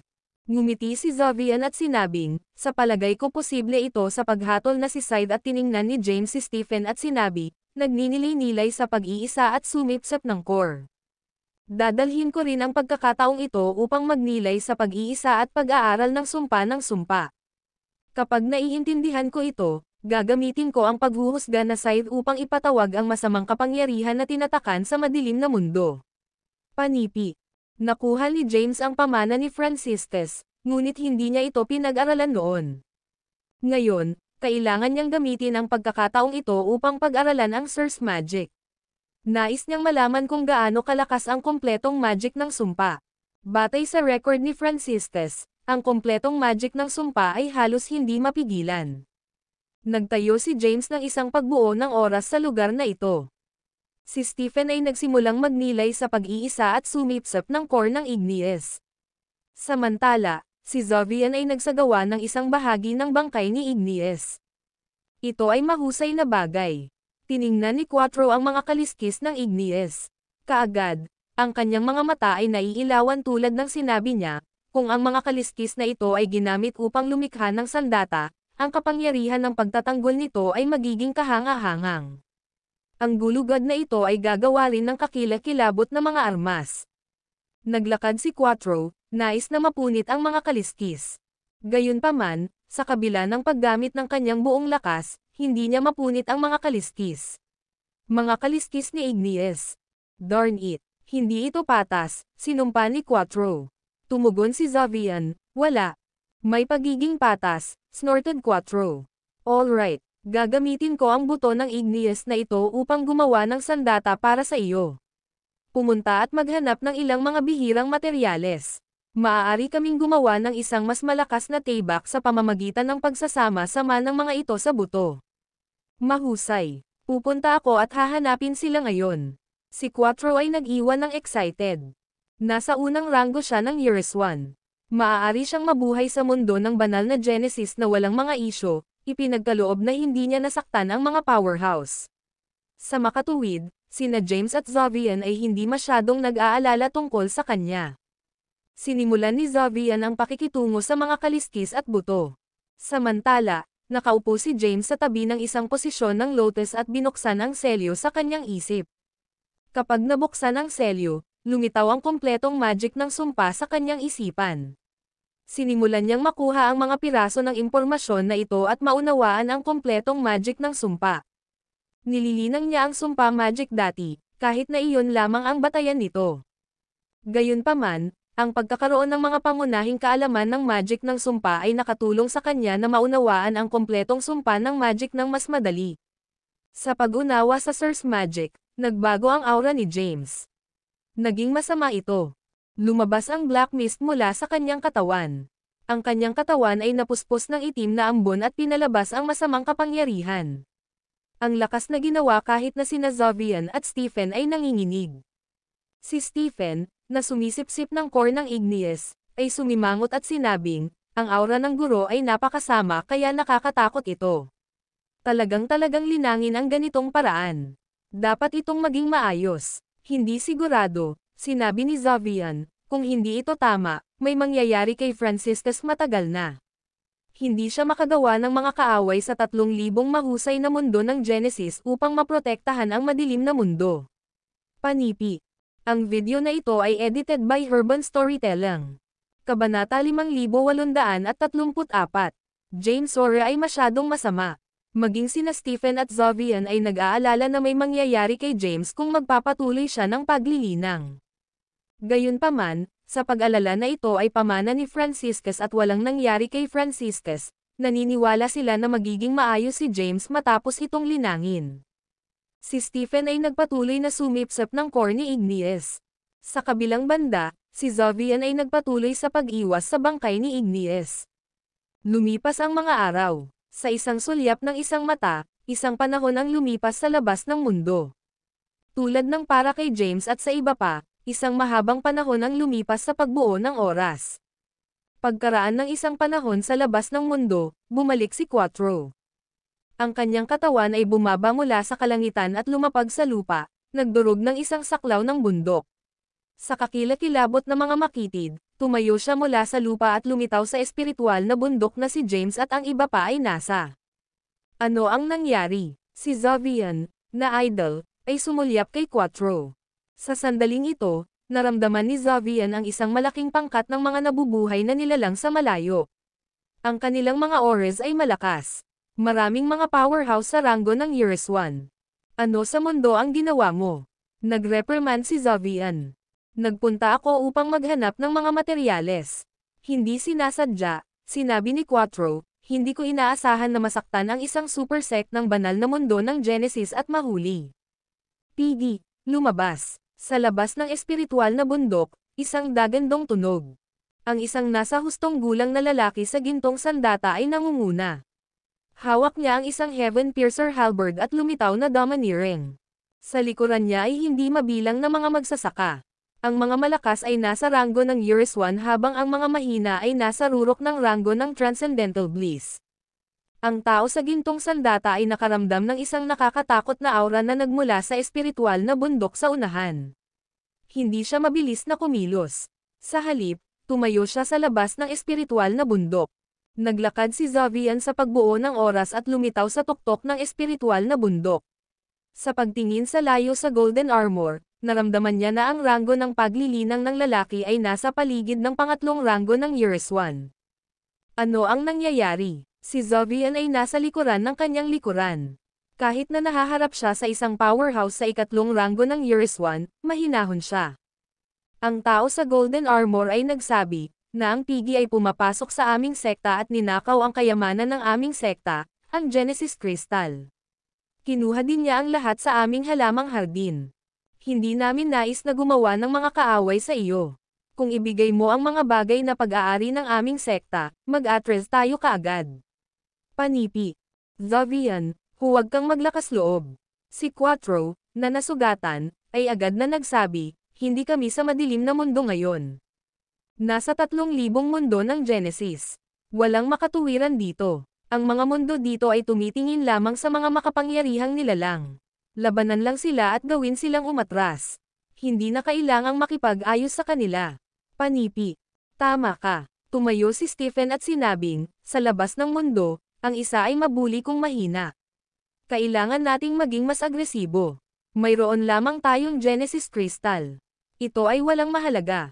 Salamat. Binigyan ni Quattro si Stephen ng isang hinlalaki at sinabi, mula ngayon, ikaw ang aking kaibigan. Dahil kinilala kita bilang aking kaibigan, kailangan mong protektahan ako. Panipi. Ang isang panahon ay lumipas sa labas ng mundo. Si Stephen ay pinino at hinihigop ng buong talino. Noong nakaraan, ang kanyang ranggo ng paglilinang ay nasa ikalimang ranggo ng Years 1. Ngayon, naabot na niya ang rurok ng ikapitong ranggo ng Years 1. Siya ay isang hakbang lamang ang layo mula sa Years 1 ikawalong ranggo. Bukod, matatag ang kanyang pundasyon. Kung siya ay aakyat laban sa isang powerhouse sa 8 ranggo ng Years 1, maaaring magkaroon siya ng pagkakataon na manalo. Humakbang si Stephen sa walang bisa at naglakad palabas ng pagbuo ng oras.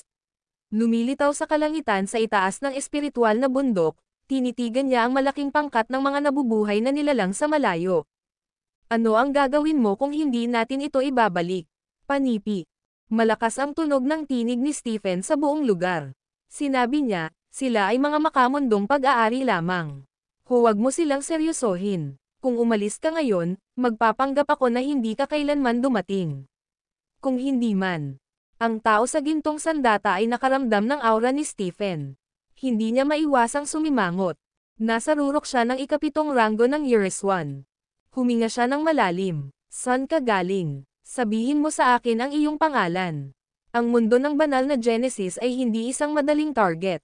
Mayroon kaming isang gulugad sa sinaunang mundo ng Genesis. Mangyaring huwag salakayin ang iyong sariling mga tao. Panipi. Ang tao sa tinig ng Golden Armor ay malakas at malinaw. Nawala. Ang video na ito ay edited by Urban Storytelling. Kabanata 5835. Stephen ay kumalas sa kanyang kamay, at isang malakas na puwersa ang lumitaw mula sa kanyang manggas. Ang hukbo sa malayo ay lumipad palayo sa puwersa.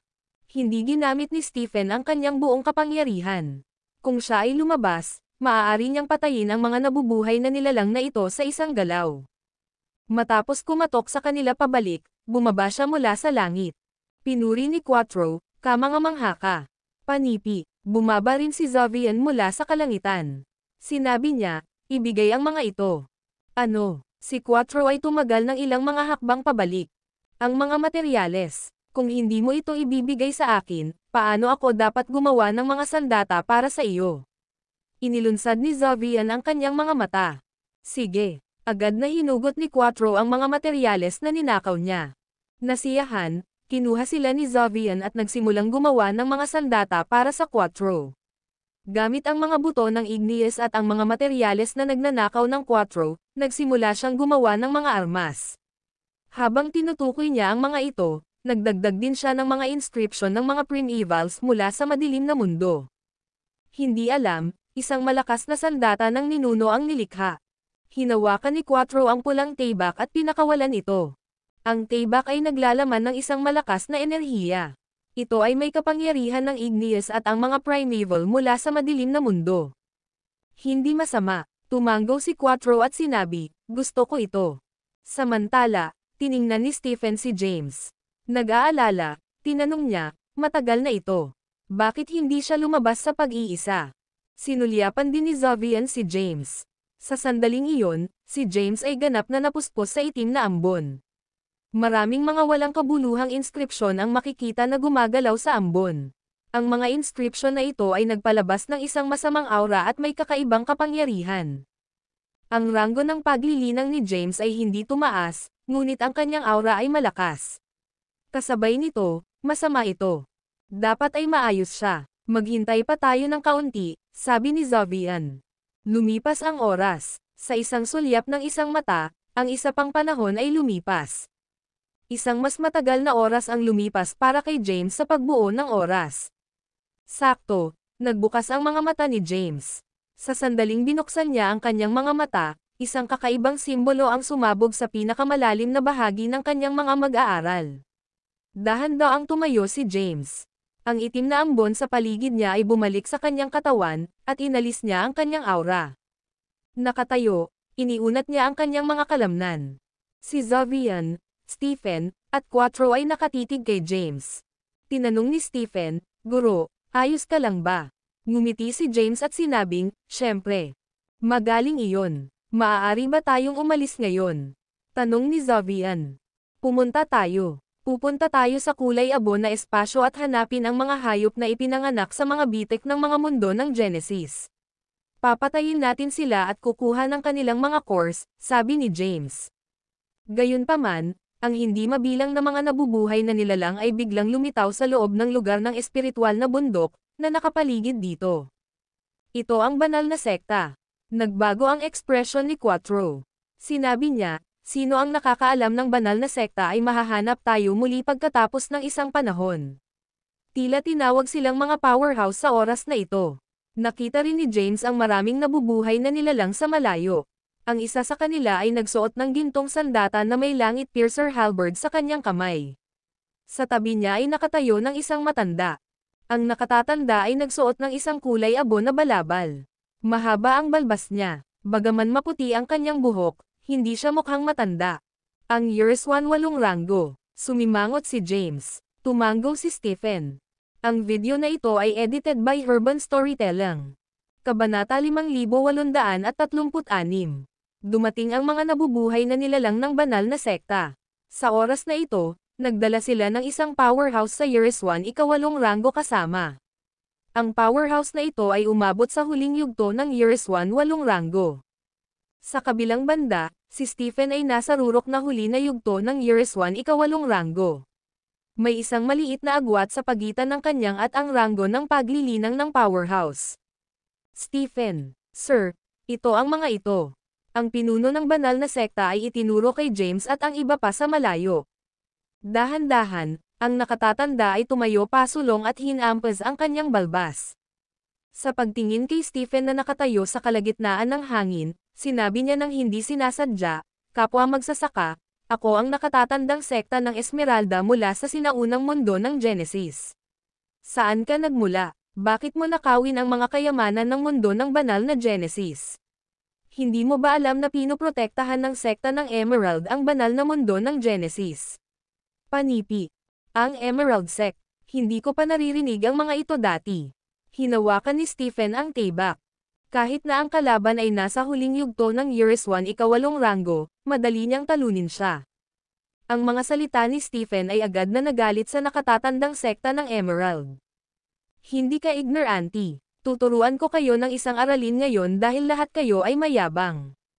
Galit, ang aura ng sekta ng Emerald ay umabot sa matinding. Inikat niya ang kanyang kamay, at isang malakas na enerhiya ang lumakas. Ang enerhiya ay nabuo ng isang enerhiya ng tibak at bumagsak kay Stephen.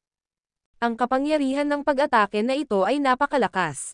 Nakakatakot ito. Gayunpaman, kapag ang nakasisindak na enerhiya ng tibak ay malapit nang makarating sa kanyang katawan, itinaas niya ang, Nagbago ang ekspresyon ng sekta ng Emerald. Ang hindi mabilang na energies ng tibak ay lumitaw at pinuno ang lugar. Ginamit ng elder ng Emerald Sect ang lahat ng kanyang kapangyarihan at nabuo ang isang hindi nakikita na protection na hadlang sa harap niya. Boom! Ang lugar na basag na bukas agad. Kaagad, ang protection na hadlang sa harap ng elder ng Emerald Sect ay nag-crack din. Siya ay tinamaan ng hindi mabilang na lakas ng tibak at natakpan sa mga pinsala. Retreat. Nagbago ang kanyang ekspresyon, at mabilis siyang naglabas ng isang order. Ang hukbo ng banal na sekta ay umatras ng madali. Nakaramdam ng kasiyahan, aniya, "Hindi masama. Ito ay isang mahusay na tibak. Ibalik mo sa akin." Naglakad si Zovian sa kanya. Naglakad din si James at sinabi ng may ngiti, "Hindi masama. Ginawa mo ang mga kaaway na umatras habang nakikipag-chat. Sige, huwag na tayo mag-aksaya ng anumang oras at mag-alis. Hindi na ako makapaghintay na makahanap ng mga makapangyarihang hayop sa mga kulay abo na puwang at makuha ang kanilang mga cores." Naglakad si Quattro at sumulyap kay Stephen. Nainggit siya sa malakas na enerhiya ni Stephen. Pagkatapos, si James at ang iba pa ay naiwan kaagad sa halip na manatili sa Divine Genesis World. Matapos umalis sa Divine Genesis World, pumasok sila sa isang kulay abo na espasyo. Ang mga kulay abo na puwang ay umiiral sa mga bitik ng 3,000 mundo ng Genesis at hindi mabilang na mga micro-Genesis mundo. Sa mga kulay abo na puwang na ito ay ilang mga kakaibang mundo. Ang mga mundong ito ay walang kumpletong mga landas sa langit. Sa halip, mayroon silang ilang hindi kumpletong mga landas. Ang mga hayop na ipinanganak sa mga mundong ito ay walang kamalayan at hindi maaaring magbago sa mga tao. Gayunpaman, ang mga hayop na ito ay malakas. Ang mga powerhouse ng Great Genesis Worlds ay papasok sa mga kulay abo na puwang at hanapin ang mga mundong ito. Papatayin nila ang mga hayop at makuha ang kanilang mga cores upang palakasin ang kanilang kapangyarihan ng Genesis. Ang video na ito ay edited by Urban Storytelling. Kabanata 5837. Pagkatapos na umalis sa Divine Genesis World, si James at ang natitira ay mabilis na lumakad ang mga kulay abo na puwang. Hindi alam kung gaano katagal sila naglalakbay. Ito ay tila isang maikling sandali ngunit matagal din. Ang lahat ng isang biglaang, isang spatial rift ay lumitaw. Ito ay isang spatial rift, sigaw ni Quattro. Ang rift ay sumabog sa buong kulay abo na espasyo. Si James at ang iba ay hinabol kaagad at pumasok sa rift. Sa pagpasok ng crack, isang hindi kumpletong mundo ang lumitaw sa kanilang mga tanawin. Ang mundo ay puno ng kidlat. Pinuno ng mga bolts ng kidlat ang kalangitan, na bumubuo ng isang dagat ng kidlat. Hindi komportable si Quattro sa pagpasok sa mundo. Ang kanyang pisikal na kapangyarihan ay hindi mapigilan ang spatial pressure ng lugar na ito. Masakit, sinabi niya, ang spatial pressure ay napakalakas. Pagkatapos, ang kanyang katawan ay nagsimulang mag-crack. Hindi ko ito makukuha. Mangyaring ilagay ako sa imbakan, sigaw ni Quattro. Bagaman malakas ang spatial pressure ng lugar na ito, maaaring pigilan ito ni James. Inihayag niya ang kanyang kamay, at isang malakas na enerhiya ang lumitaw at sumulpat sa Quattro. Ang kanyang kapangyarihan ay sumisipsip ng Quattro sa isang maliit na puwang na nilikha nito. Dragon General, iiwan ko ang natitira sa iyo. Matapos pumasok sa ligtas na puwang, sumando si Quattro sa isang bato at nagsimulang kumain ng isang Empyrean berry. Kasabay nito, binigyan niya ng mga tagubilin si James. Hindi pinansin ni James si Quattro. Ang mga mundo sa mga rift ay bihirang, ang bawat isa sa kanila ay naglalaman ng mga hayop. Nagtataka ako kung gaano kalakas ang mga hayop sa mundong ito. Napansin ni Xavian ang langit at lupa sa lugar na ito. Ginamit din nina Stephen at James ang kanilang Zen upang i-scan ang lugar. Sa ilalim ng kanilang mga pandama, natuklasan nila ang isang kakaibang hayop sa malalim na bahagi ng dagat ng kidlat. Ang hayop ay hindi malaki. Lumilitaw na timbangin ang halos 100 pounds. Ang hayop ay mukhang isang pusa. Ito ay naglalakad sa dagat ng kidlat at patuloy na nilamon ang mga bolts ng kidlat. Ano ang isang malakas na aura? Ito ay naaayon sa isang powerhouse sa ika-5 ranggo ng Eurus 1. Huminga ng malalim si Xavian. Samantala, sinabi ni Stephen, maaari kong patayin ang ganitong uri ng hayop. Hayaan mo ako, sinabi ni James. Nagmuni-muni ako sa pag-iisa sa loob ng mahabang panahon at naintindihan ko ang unang bahagi ng magic ng sumpa. Nais kong makita kung maaari kong patayin ang isang hayop sa parehong antas bilang isang powerhouse sa ranggo ng Eurus 1/5 gamit ang Source Magic habang nasa Eurus 1 lamang ang unang ranggo. Pagkatapos, sumulong si James. Agad, ang kanyang aura ay umabot sa matinding. Ang black mist ay nag-exude mula sa kanyang katawan, at ang kanyang aura ay naging masama. Itinaas niya ang kanyang kamay, at isang kakaibang inskripsyon ang lumitaw sa kanyang palad. Ang inskripsyon ay lumitaw sa itaas ng ulo ng hayop. Pagkatapos, isang malakas na enerhiya ang sumalakay sa hayop. Buzz! Nabigla ang hayop. Gumawa ito ng isang tunog bago nagmamadali patungo kay James na mabangis.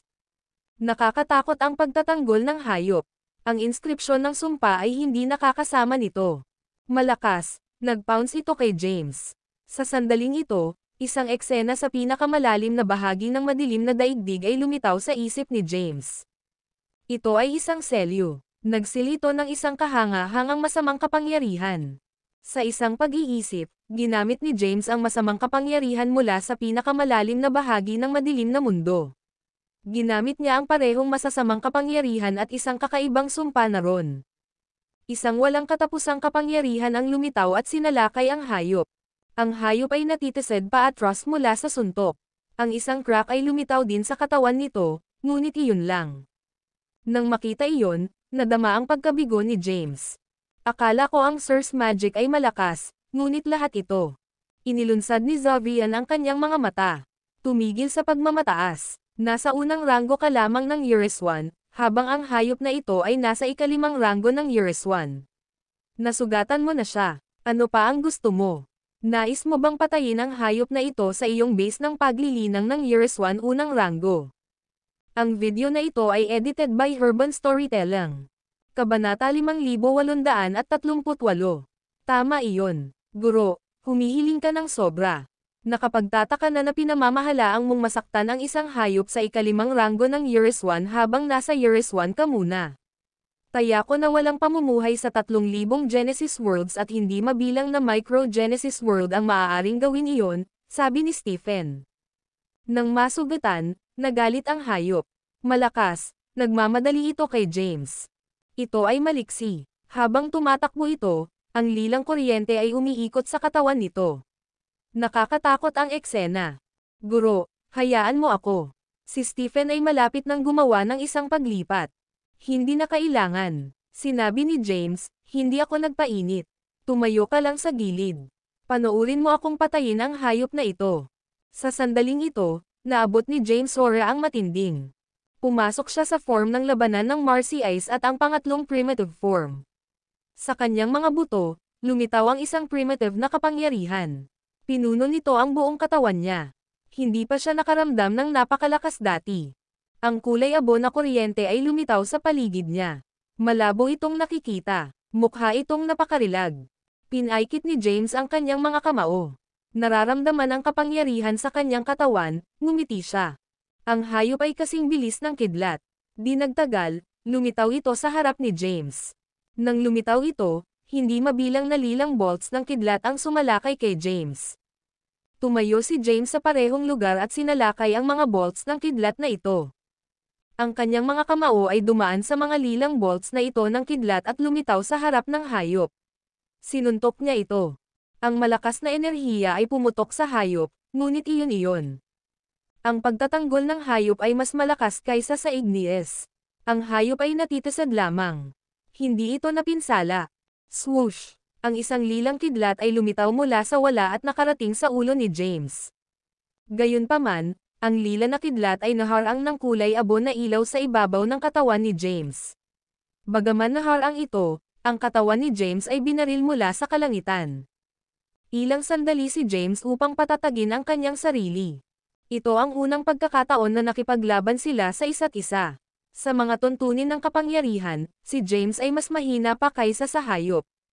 Kahit na pumasok siya sa ikatlong anyo ng form ng labanan sa Marcy Ice, hindi pa rin siya ang tugma ng hayop. Swoosh! Sa sandaling ito, tinawag ni James ang paghuhusga na scythe. Sa paghatol na scythe, nagbago ang kanyang aura. Genesis World. Sa kabilang banda, ang paghatol na scythe ay kumakatawan sa kadiliman. Ito ay isang tayback ng madilim na mundo ng Genesis. Matapos gamitin ang tayback na ito, maaaring magamit ng isang tao ang masamang kapangyarihan na nasil sa pinakamalalim na bahagi ng mundo ng Dark Genesis. Sa paghatol na scythe, naging masama si James Sora. Kasabay nito, ang paghatol na scythe ay tila may koneksyon sa masamang kapangyarihan sa pinakamalalim na bahagi ng madilim na mundo. Ang kahangahangang masamang kapangyarihan ay lumitaw mula sa paghuhusga na scythe. Ang kapangyarihan mula sa paghatol na scythe ay pumasok sa katawan ni James.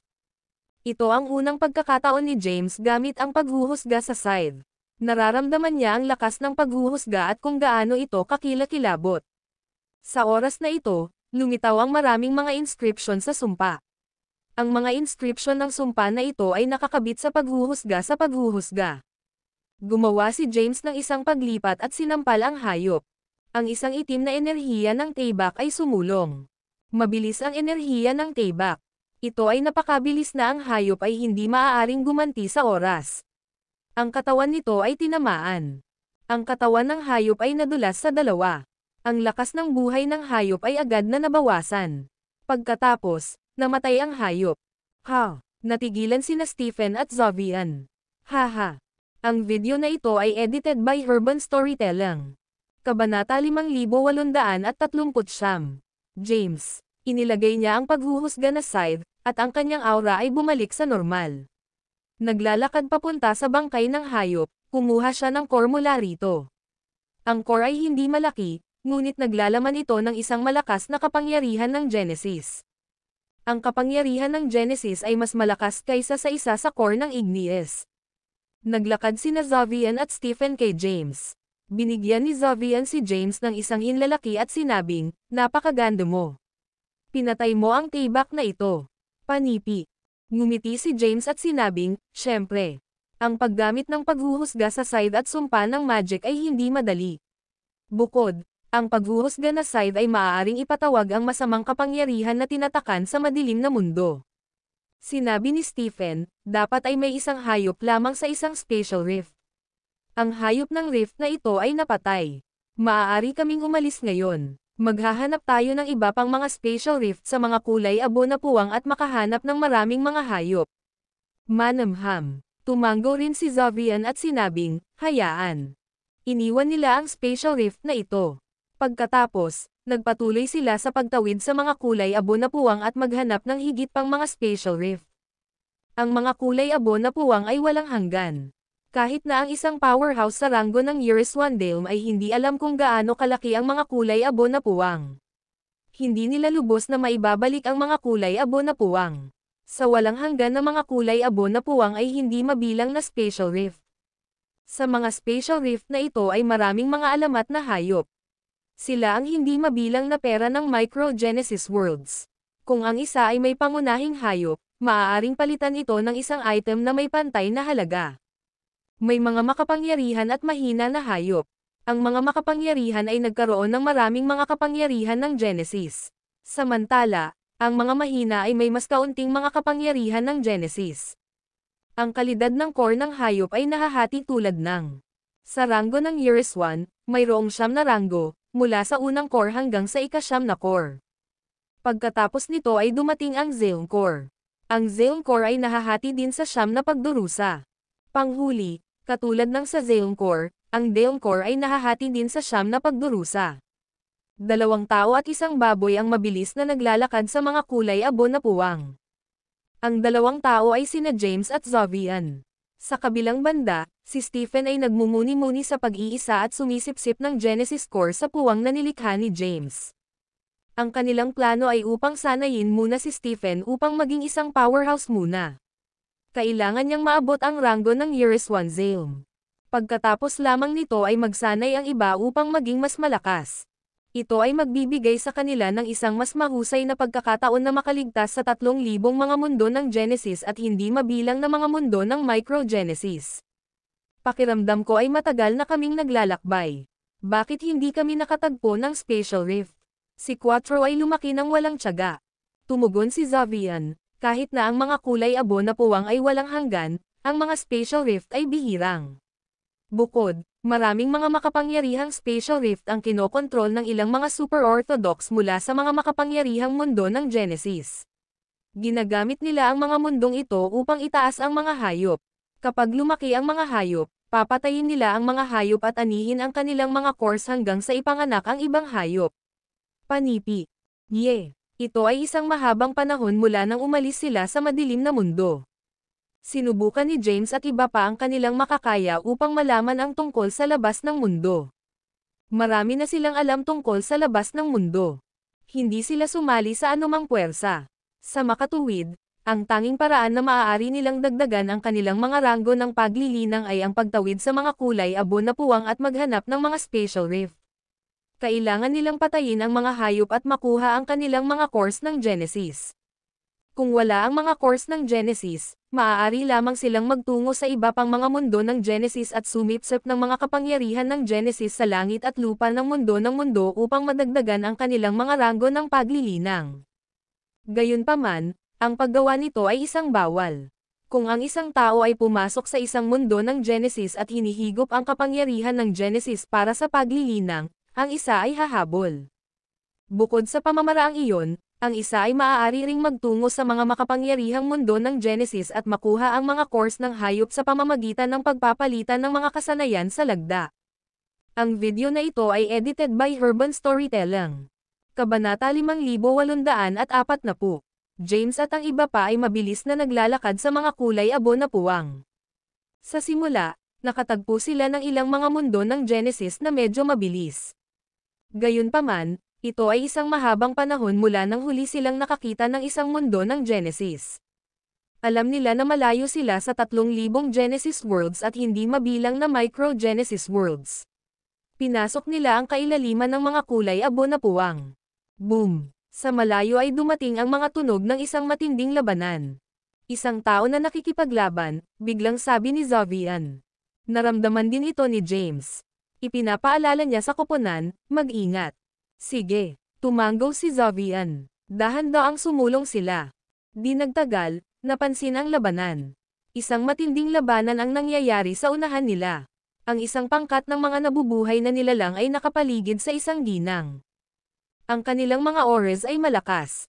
Ang paglilinang ng ginang ay nakarating sa ika-8 ranggo ng Eurus 1. Ang mga nabubuhay na nilalang sa paligid niya ay nasa ranggo ng Eurus 1/9. Siya ay nasa Eurus 1 8 ranggo, ngunit maaari niyang pigilan ang 12 ng mga powerhouse sa ranggo ng Eurus 1/9. Siya ay napakalakas. Ang kasunod ng labanan ay nakakatakot. Si James at ang natitira ay hindi nang ahas na lumapit sa labanan. Nasugatan na ang ginang mula sa labanan. Ang dugo ay namantsahan ng kanyang puting damit, at magulo ang kanyang buhok. Tila may pinsala sa tibak sa kanyang braso.